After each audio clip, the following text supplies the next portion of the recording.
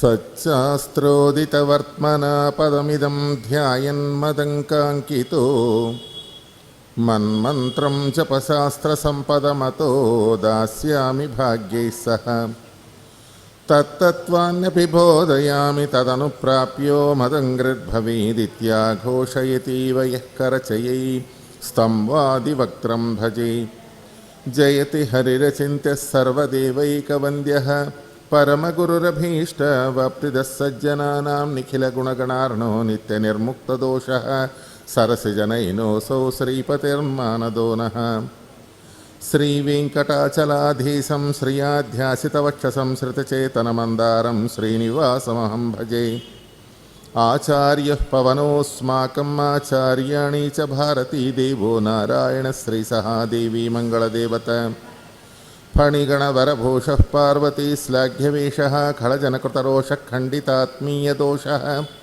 ಸದರುಣಗಿರಿವಾಸಸ್ಸಕ್ರಸೌರ್ಯಾದ್ಯದೇಶಃ ಪರಿವೃತಭವಪಾಶಃ ಪಾತು ಮಾಂ ಪಾರ್ವತೀಶಃ ಮೂಕೋಪಿ ಯತ್ಪ್ರಸಾದೇನ ಮುಕುಂದಶಯನಾಯತೆ ರಾಜರಾಜಾಯತೆ ರಿಕ್ತೋ ರಾಘವೇಂದ್ರಂ ತಮಾಶ್ರಯೇ ಮನ್ಮನೋಭೀಷ್ಟವರದಂ ಸರ್ವಾಭೀಷ್ಟಫಲಪ್ರದಂ ಪುರಂದರಗುರುಂ ವಂದೇ ದಾಸಶ್ರೇಷ್ಠಂ ದಯಾನಿಧಿಂ ಅಜ್ಞಾನತಿಮಿರಚ್ಛೇದಂ ಬುದ್ಧಿಸಂಪತ್ಪ್ರದಾಯಕಂ ವಿಜ್ಞಾನವಿಮಲಂ ಶಾಂತಂ ವಿಜಯಾಖ್ಯಗುರುಂ ಭಜೆ ಗೋಪಪ್ರಕರಸಂಕಾಶಂ ಗೋಪಾಲಾರ್ಚನತತ್ಪರಂ ಗೋದೇವವಂದ್ಯಪಾದಾಬ್ಜಂ ಗೋಪಾಲಾಖ್ಯಗುರುಂ ಭಜೆ ಜಲಜ್ಯೇಷ್ಠನಿಭಾಕಾರಂ ಜಗದೀಶಪದಾಶ್ರಯಂ ಜಗತೀತಲವಿಖ್ಯಾತಂ ಜಗನ್ನಾಥಗುರುಂ ಭಜೆ ಶ್ರೀಶಾಂಘ್ರಸೇವಕಂ ನಿತ್ಯಂ ಭೂಸುರಾಗ್ರಕುಲೋದ್ಭವಂ ವಾಸಮಾದಿಶಿಲಾಕ್ಷೇತ್ರಂ ಶೇಷದಾಸಗುರುಂ ಭಜೆ ಚಿಂತಾಮಣಿಂ ಸ್ವಭಕ್ತಾನಾಂ ಕಲ್ಪವೃಕ್ಷಂ ಚ ಕಾಮದಂ ಸ್ವಾಮಿನಂ ತ್ವಾಂ ರಘುಪ್ರೇಮತೀರ್ಥಂ ವಂದೇ ಹ್ಯಭೀಷ್ಟದಂ.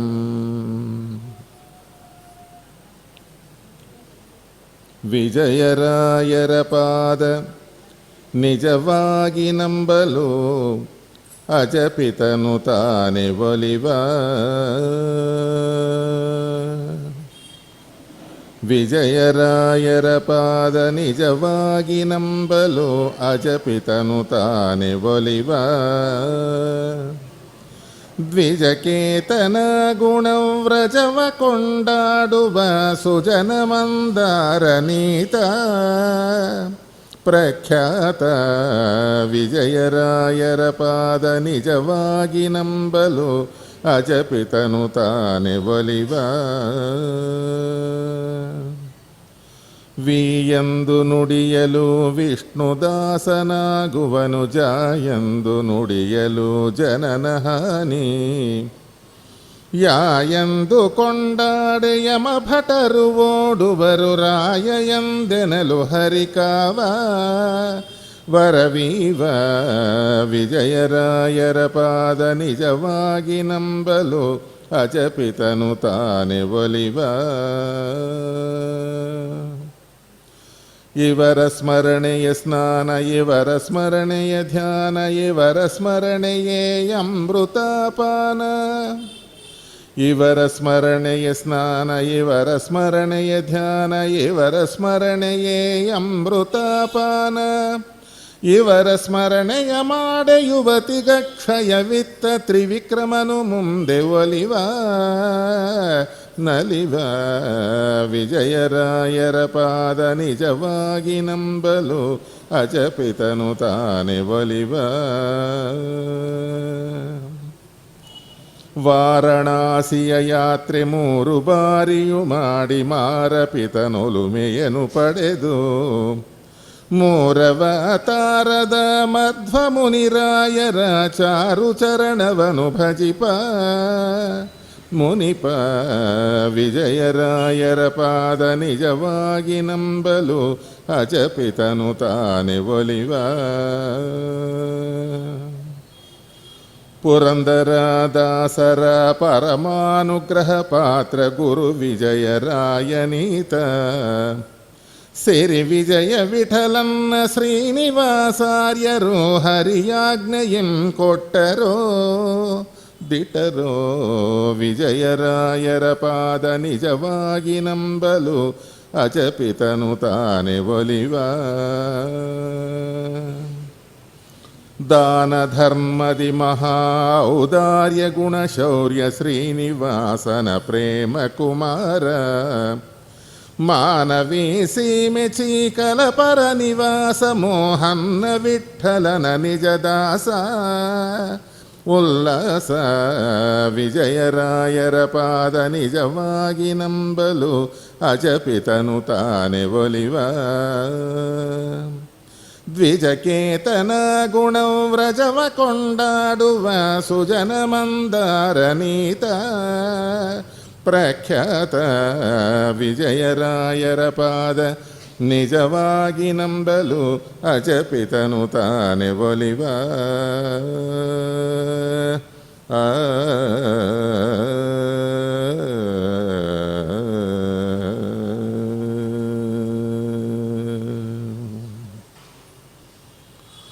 ಭವಾಪವರ್ಗೋ ಭ್ರಮತೋ ಯದಾ ಭವೆ ಜನಸ್ಯ ತರ್ಹಚ್ಯುತ ಸತ್ಸಮಾಗಮಃ ಸತ್ಸಂಗಮೋ ಯರ್ಹಿತದೈವ ಸದ್ಗತೋ ಪರಾವರೇಸೇ ತ್ವಯ ಜಾಯತೆ ರತಿಃ.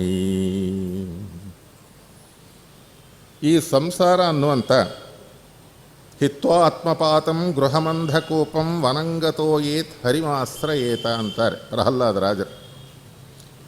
ಈ ಸಂಸಾರ ಅನ್ನುವಂಥದ್ದು, ಈ ಪ್ರಪಂಚ ಅನ್ನುವಂಥದ್ದು, ಈ ಜೀವಿತ ಅನ್ನುವಂಥದ್ದು ಏನಿದೆ, ಇದು ಒಂದು ದೊಡ್ಡ ಅಪವರ್ಗ.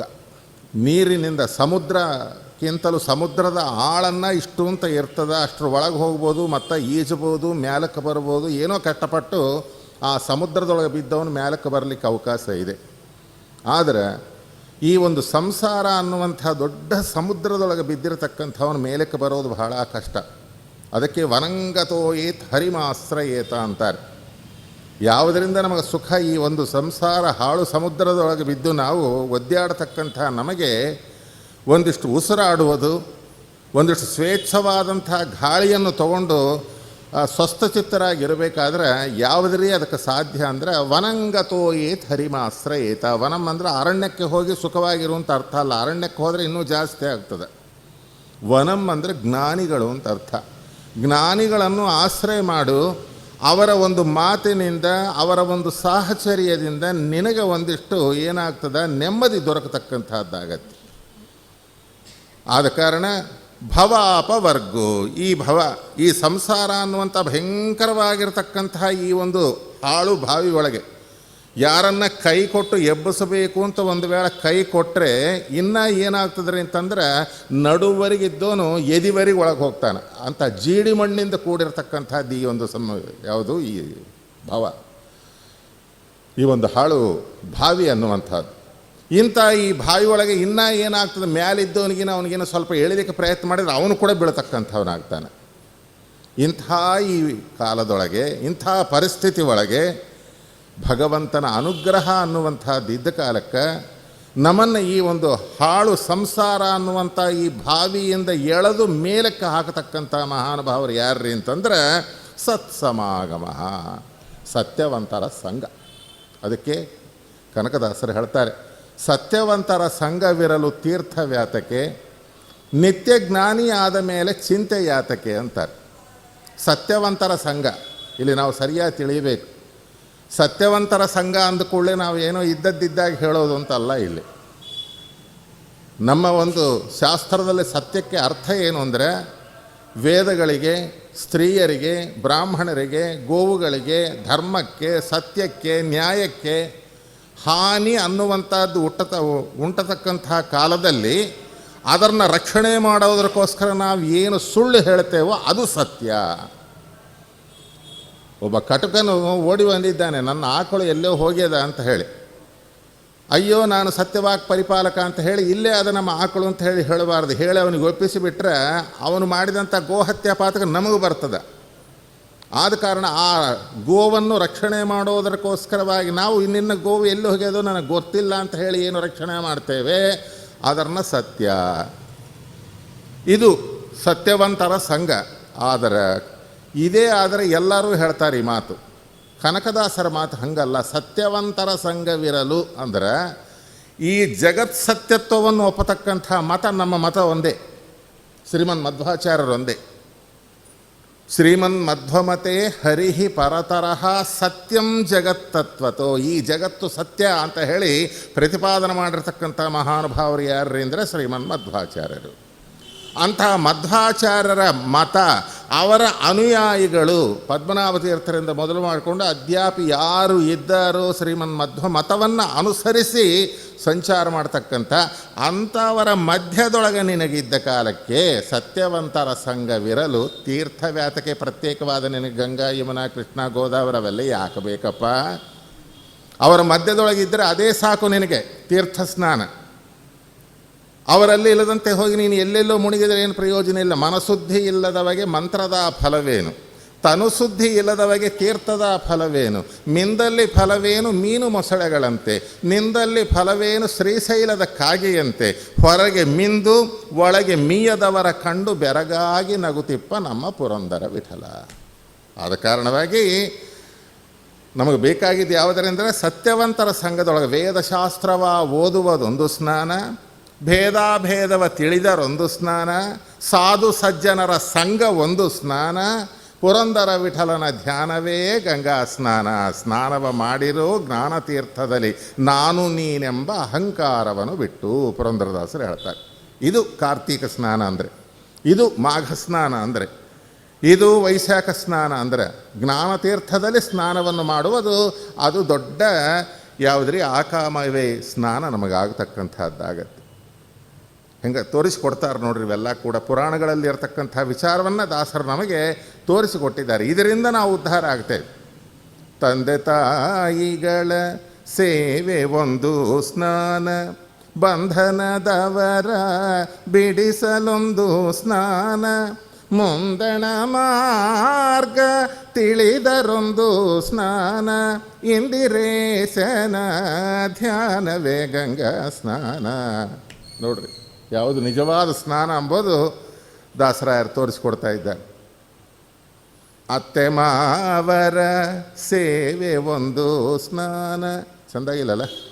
ಇಲ್ಲೂ ಅತ್ತೆ ಮಾವರ ಸೇವೆ ಒಂದು ಸ್ನಾನ, ಭರ್ತನ ಮಾತು ಕೇಳುವುದು ಒಂದು ಸ್ನಾನ, ಕ್ಷೇತ್ರಪಾತ್ರರ ಸಹವಾಸ ಒಂದು ಸ್ನಾನ, ಪಾರ್ಥಸಾರಥಿ ಧ್ಯಾನವೇ ಗಂಗಾ ಸ್ನಾನ.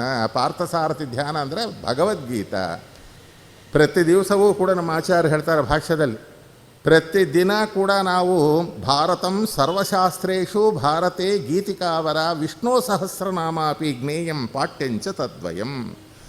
ಯಾವತ್ತು ನಾವು ವೈಷ್ಣವರು, ಯಾವತ್ತು ನಾವು ಭಾರತೀಯರು ಅಂತಂದರೆ, ಒಳ್ಳೆ ನಿದ್ದೆ ಮಾಡೋ ಕಾಲಕ್ಕೆ ಅವನು ಎಬ್ಬಿಸಿದರೆ ಅವನ ಬಾಯಿಯಿಂದ ನಿದ್ದೆ ಮಾಡ್ತಾನೆ, ಗುರಿಕೆ ಹೊಡಿತಾನೆ, ವಿಶ್ವಂ ವಿಷ್ಣುರ್ವ ಷಟ್ಕಾರೋ ಭೂತ ಭವ್ಯಭವತ್ ಪ್ರಭು ಅಂತ ಬರ್ತಾ ಇರಬೇಕು.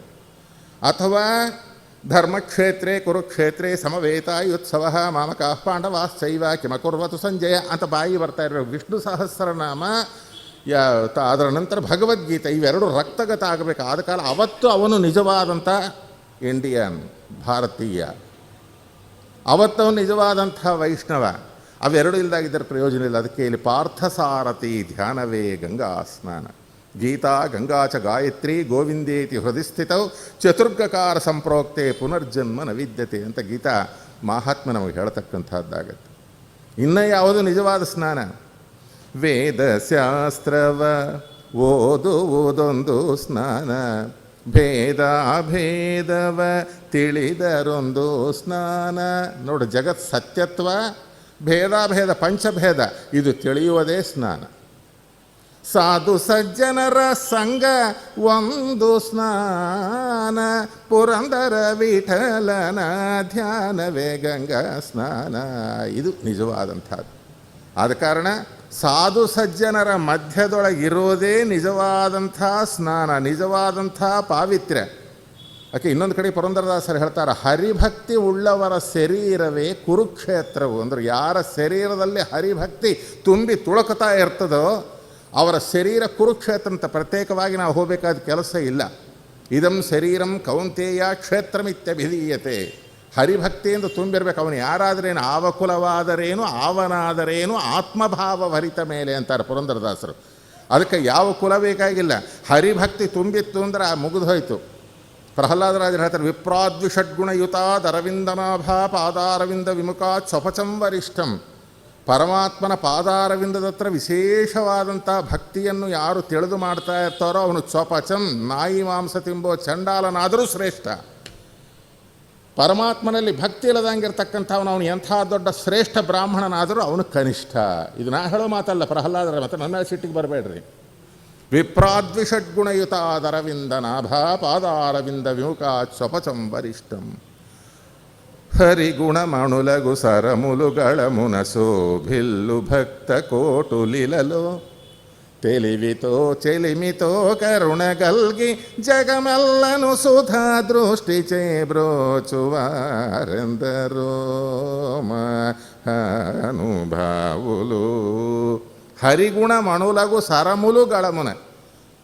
ನವರತ್ನ ಮಾಲೆಗಳು, ಬಂಗಾರದ ಸರಗಳು ಇದೆಲ್ಲ ಹಾಕ್ಕೋಬೇಕಾಗಿದೆ. ಏನಿರಬೇಕು ನಮ್ಮ ಕಂಠಕ ಭೂಷಣ, ನಾಲಿಗೆಗೆ ಭೂಷಣ ನಾರಾಯಣನ ನಾಮ. ಕಂಠಕ ಭೂಷಣ ಯಾವುದು? ಹರಿಗುಣ ಮಣುಲಗು ಸರಮುಲು. ಯಾರ ಹತ್ರ ಇರ್ತದೋ ಅವನು ನಿಜವಾದ ವೈಷ್ಣವ, ಅವನು ನಿಜವಾದ ಆಸ್ತಿಕ, ಅವನು ನಿಜವಾದ ಭಕ್ತ, ಅವನು ನಿಜವಾದ ಸಜ್ಜನ. ಅಂಥವನು ಸಾಹಚರ್ಯದಲ್ಲಿದ್ದ ಕಾಲಕ್ಕೆ ನಮಗೇನಾಗುತ್ತೆ, ಈ ಸಂಸಾರದಿಂದ ಬಿಡುಗಡೆಯಾಗತಕ್ಕಂಥದ್ದಾಗತ್ತೆ. ಇದನ್ನು ಇಲ್ಲಿ ಹೇಳ್ತಾ ಇರ್ತಕ್ಕಂಥವರಾಗಿದ್ದಾರೆ ಮುಚುಕುಂದ ಮಹಾರಾಜ. ಶ್ರೀಕೃಷ್ಣನ ಸ್ತೋತ್ರ ಮಾಡ್ತಾ, ಕೃಷ್ಣ ನಮಗೆ ಸಾಧು ಸಜ್ಜನರ ಜನ್ಮದಲ್ಲಿ ಕೂಡ ನನಗೆ ಸಾಧು ಸಜ್ಜನರ ಒಂದು ಸಂಘ ಅನ್ನುವಂಥದ್ದು ನೀನು ನನಗೆ ದಯಪಾಲಿಸು. ಹಿಂಗೆ ಕೇಳ್ತಾ ಇದ್ದಾರೆ ನೋಡ್ರಿ. ಭವಾಪವರ್ಗೋ ಭ್ರಮತೋ ಯದಾ ಭವೇ ಜನಸ್ಸತರ್ಹಚ್ಯುತ ಸತ್ಸಮಾಗಮಃ ಸತ್ಸಂಗಮೋ ಅರ್ಹಿತ ದೈವ ಸದ್ಗತೌ ಪರಾವರೇಸೆ ತ್ವಯಜಾಯತೆ ರತಿ. ಆದರೆ ಸತ್ಸಂಗಮ ಅನ್ನೋದು ಬೇಕಾಯಿದ್ದು ನಮಗೆ ದೊರಕತ್ತಾಗಲಿ, ಸತ್ಸಂಗ ದೊರಕದಲ್ಲ, ಬಹಳ ಕಷ್ಟ ಅದು. ಸತ್ಸಂಗ ಆಗಬೇಕಾದರೆ ದೇವರ ಅನುಗ್ರಹವೇ ನಮಗೆ ಬೇಕಾಗಿರತಕ್ಕಂಥದ್ದು. ಅದಕ್ಕಾಗಿ ಸಕಲ ಭೂಸುರೋತ್ತಮರಲ್ಲಿ ನಮ್ರತೆಯು ಸುಖ ತೀರ್ಥರಲ್ಲಿ ವರ ಗುರು ಭಕ್ತಿಯು ಸಕಲ ಸುರರೋಳು ತಮ ಸಿರಿ ಕೃಷ್ಣ ಅಕಳಂಕವಾದ ಈ ನವವಿಧ ಭಕ್ತಿಯ ಜನ್ಮ ಜನ್ಮದಲ್ಲಿ ಕೊಡು ಕಂಡೆ ಶ್ರೀಹರಿಯೇ. ವ್ಯಾಸರಾಯರು ಪ್ರಾರ್ಥನೆ ಮಾಡ್ತಾರೆ, ಸ್ವಾಮಿ ಜನ್ಮ ಜನ್ಮದಲ್ಲಿ ಕೂಡ ನನಗೆ ಏನಿರಬೇಕು ನನಗಂತಂದರೆ ಒಳ್ಳೆ ಸಾಧು ಸಜ್ಜನರ ಸಂಘವನ್ನು ಕೊಡು. ಸುಖತೀರ್ಥರು ಅಂದರೆ ಮಧ್ವಾಚಾರ್ಯರು, ಅವರಲ್ಲಿ ನನಗೆ ಭಕ್ತಿಯನ್ನು ಕೊಡು. ಸಕಲ ಸುರರೊಳು ಉತ್ತಮನಾಗಿರ್ತಕ್ಕಂತಹ ಈ ಶ್ರೀಕೃಷ್ಣ ನನಗೆ ಅಕಳಂಕವಾದಂಥ ನವವಿಧ ಭಕ್ತಿಯನ್ನು ಕೊಡು. ಎಷ್ಟು ಚಂದ ನೋಡ್ರಿ. ಪ್ರಹ್ಲಾದರಾಜರೇ ಮತ್ತು ಇಲ್ಲಿ ವ್ಯಾಸರಾಜರಾಗಿ ಬಂದ ಕಾಲಕ್ಕೆ ದೇವರನ್ನು ಪ್ರಾರ್ಥನೆ ಮಾಡಿರ್ತಕ್ಕಂಥವರಾಗಿದ್ದಾರೆ. ಆದ ಕಾರಣವಾಗಿ ಇಂಥ ಒಂದು ಸತ್ಸಂಗದೊಳಗೆ ನಾವಿದ್ದ ಕಾಲಕ್ಕೆ ನಮಗೇನಾಗ್ತದೆ ಅಂದರೆ ದುರಿತಗಳು ಹತ್ತಿರ ಬರೋದಿಲ್ಲ. ಮುಖ್ಯವಾಗಿ ದೊಡ್ಡ ದುರಿತ ಯಾವುದು ನಮಗೆ ಅಂತಂದರೆ ಅಪಮೃತ್ಯುವೇ. ಮೃತ್ಯು ದೇವತೆ ನಮ್ಮ ಹತ್ತಿರ ಬರೋದಿಲ್ಲ. ಬಡವನಾಗಲಿ ಭಾಗ್ಯ ಉಳ್ಳವನಾಗಲಿ ಕಡುಗಲಿ ಘೋರ ಪಾತಕಿಯಾಗಲಿ ನಡೆನುಡಿಗೆ ಶ್ರೀಹರಿ ಕೃಷ್ಣನ ನಾಮವನು ಬಿಡದೆ ಕೊಂಡಾಡುವರ ಗೊಡವೆಯೇ ಬ್ಯಾಡೆಂದು ಮುಟ್ಟಬೇಡ ಮುರಹರನ ದಾಸರನು ಕಟ್ಟು ಮಾಡಿದ ಯಮನು ತನ್ನ ದೂತರಿಗಂದು. ನೋಡ್ರಿ ಹೆಂಗೆ ಹೇಳ್ತಾರೆ, ಸದಾ ಕಾಲದಲ್ಲಿ ಭಗವಂತನ ನಾಮಸ್ಮರಣೆಯನ್ನು ಅದು ಯಾವುದೊಂದು ದೃಷ್ಟಿಯಿಂದ ಅಣಕದಿಂದಾಗಲಿ, ಡಂಬದಿಂದಾಗಲಿ, ಇದ್ದಾಡಾಗಲಿ, ಬಿದ್ದಾಡಾಗಲಿ, ತಾಕಿದಾಗಲಿ, ತಾಕಿಲ್ಲದಾಗಲಿ, ಮರದು ಮತ್ತೊಮ್ಮೆಯಾಗಲಿ ಹರಿ ಹರಿ ಹರಿ ಹರಿ ಹರಿ ಅಂತ ಯಾರು ಅಂತ ಇರ್ತಾರೋ ಅಂಥ ಅವರ ಸಂಘದೊಳಗೆ ನಾವು ಇದ್ದ ಕಾಲಕ್ಕೆ ದುರಿತಗಳು ಹತ್ತಿರ ಬರೋದಿಲ್ಲ. ಮೊದಲನೇ ದಿವಸ ನಾನು ಹೇಳಿದ್ದೇನೆಲ್ಲ, ಪುರಂದರದಾಸರ ಸಾಹಚರ್ಯದಲ್ಲಿ ಇರತಕ್ಕಂಥ ಯಾರು ನಮ್ಮ ಒಂದು ವೈಕುಂಠದಾಸರು, ದೊಡ್ಡ ಮದಗಜವು ಬಂದು ಅವರನ್ನು ಎತ್ತಿಕೊಂಡು ಹೋಯಿತು. ಹೆಂಗ ಅಂಥೇಳಿ ಎಲ್ಲರೂ ಭಯಪಟ್ಟರು. ಆ ಭಯಪಡೋ ಕಾಲ ಮತ್ತೆ ಏನಾಯಿತು, ಪುರಂದರದಾಸರು ಪ್ರಾರ್ಥನೆ ಮಾಡಿದರು ದೇವರನ್ನು. ಹಿಂದನೇ ಆ ಸೊಳ್ಳಿ ಸುತ್ತಿಕೊಂಡು ಹೋಗಿರತಕ್ಕಂಥ ಆ ಒಂದು ವೈಕುಂಠದಾಸರನ್ನ ಹಾಗೆಯೇ ಕರ್ಕೊಂಡು ಬಂದು ಪುರಂದರದಾಸರ ಮುಂದೆ ನಿಲ್ಲಿಸಿ ಘೀಂಕಾರ ಮಾಡಿ ಹೋಯಿತು. ಎಲ್ಲರೂ ಅಂದರು, ಇವತ್ತು ವೈಕುಂಠದಾಸರ ಪುನರ್ಜನ್ಮ ಅಂಥೇಳಿ. ಹೌದು ಪುನರ್ಜನ್ಮನೇ. ಇವತ್ತು ಅಕಾಲ ಮರಣ ಇತ್ತು. ಅಂಥದ್ದು ನಮ್ಮ ಉಪಾಸ್ಯಮೂರ್ತಿ ಪುರಂದರ ವಿಠಲ ನಮ್ಮ ಸಾಹಚರ್ಯದಲ್ಲಿಟ್ಟು ಇವರಿಗೆ ಪುನರ್ಜನ್ಮವನ್ನು ಕೊಟ್ಟಿದ್ದಾನೆ ಅಂತ ಪುರಂದರದಾಸರು ಹೇಳಿದ್ರ ಮಾತು. ಅದೇ ಇನ್ನೆಲ್ಲೋ ಇದ್ದಿದ್ದರೆ ಅಕಾಲ ಮರಣವಾಗ್ತಾ ಇತ್ತು. ಅದಕ್ಕೆ ಸದಾಕಾಲ ಸರ್ವಾವಸ್ಥದಲ್ಲಿ ಕೂಡ ನಾವು ಭಗವದ್ಭಕ್ತರ ಒಂದು ನೆರಳಿನಲ್ಲಿರಬೇಕು, ಅವರ ಮಾತಿನಲ್ಲಿರಬೇಕು, ಅವರ ಜೊತೆಯಲ್ಲಿರಬೇಕು. ಇದ್ದ ಕಾಲಕ್ಕೆ ಅಪಮೃತ್ಯು ಪರಿಹಾರವಾಗತಕ್ಕಂಥದ್ದಾಗತ್ತೆ. ಇದಕ್ಕೆ ಇವತ್ತೊಂದು ಪ್ರಬಲವಾದಂಥ ದೃಷ್ಟಾಂತವನ್ನು ನಾವು ಇವರ ನಂಬಿದ ಜನಕ್ಕೆ ಭವವಿದೆಂಬುದು ಹವಣವಾಗ್ವದು ನಮ್ಮವರ ಮತವಿದು ವ್ಯಾಧಿ ಬಾರದು ದೇಹ ಬಾಧೆ ತಟ್ಟದು ಆದಿದೇವನ ಸುಪ್ರಸಾದವಾಹುದು. ಏನು ಸೂತ್ರಪ್ರಾಯವಾಗಿ ನಾವು ಭಾಗವತಾದಿ ಪುರಾಣಗಳಲ್ಲಿನ ಮಾತುಗಳು ಹೇಳಿಕೊಂಡಿದ್ದೇವೆ, ಇದಕ್ಕೆ ದೃಷ್ಟಾಂತವಾಗಿ ನಾವು ವಿಜಯಪ್ರಭುಗಳ ಒಂದು ಚರಿತ್ರದಲ್ಲಿ ಕೆಲವು ಘಟ್ಟಗಳನ್ನು ನಾವು ನೋಡಿದ ಕಾಲ ಮತ್ತಿಷ್ಟು ನಮಗೆ ಅವರ ಮೇಲೆ ಗುರುಭಕ್ತಿ ಅನ್ನುವಂಥದ್ದು ವೃದ್ಧಿ ಆಗತಕ್ಕಂಥದ್ದಾಗತ್ತೆ.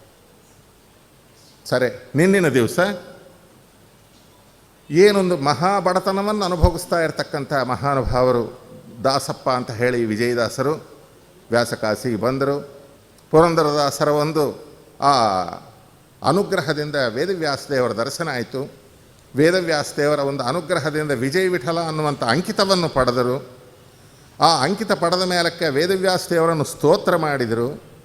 ವೇದವ್ಯಾಸದೇವರು ಏನು 7 ತಂತಿಗಳು ಉಳ್ಳಂಥ ಒಂದು ತಾಂಬೂರಿಯನ್ನು ಕೊಟ್ಟರು. ಆ ತಾಂಬೂರಿಯನ್ನು ತಗೊಂಡು ಅದರ ಮೇಲೇ ಕ್ಷೋಣಿಯೊಳೆಲ್ಲಿಗೆ ಹೋದರು ನಿನ್ನಯ ವೀಣೆಯ ಹೊರಬೇಕಲ್ಲೋ ಗಾಣದೆತ್ತಿನ ತಿರುಗಲು ಈ ಪರಿತ್ರಾಣವ ಗುಡಬೇಕಲ್ಲೋ ತಕ್ಕೋ ಗಂಟಿ ನಿನ್ನಟವ ತಿಳಿಸುವೆ ಸಖಿಯರ ಕೂಡಿದಂತಲ್ಲೋ. ಈ ಪ್ರಕಾರವಾಗಿ ಅಲ್ಲಿ ಆ ದೇವರನ್ನು ಸ್ತೋತ್ರ ಮಾಡಿದರು, ವೇದವ್ಯಾಸರನ್ನು ಸ್ತೋತ್ರ ಮಾಡಿದರು. ಏನು ಬೇಕು ಅಂತ ಕೇಳಿದಕ್ಕೆ ನನಗೆ ದಾಸರ ದಾಸ್ಯವ ಕೊಡು ಅಂತ ಕೇಳಿಕೊಂಡ್ರು. ನನಗೆ ಯಾವುದೂ ಬೇಕಾಗಿಲ್ಲ, ನಿನ್ನ ಅನುಗ್ರಹ ಆದಮೇಲೆ ಯಾವುದಕ್ಕೆ ಕೊರತೆ ಇದೆ? ಎಲ್ಲ ಲಭ್ಯವೇ. ಕಿಂ ಅಲಭ್ಯಂ, ಭಗವಂತನ ಅನುಗ್ರಹ ಆದರೆ ಯಾವುದು ಇದು ಅವನಿಗೆ ದೊರಕದಂಗಿರತಕ್ಕಂಥದ್ದೇನಿದೆ? ನಿನ್ನ ನಂಬಲು ಮುದ್ದು ಪುರಂದರ ವಿಠಲ ಚಿನ್ನಕ್ಕೆ ಪುಟ ಇಟ್ಟಂತೆ ಅಹುದರಂಗ ಅಂದುಬಿಟ್ರು.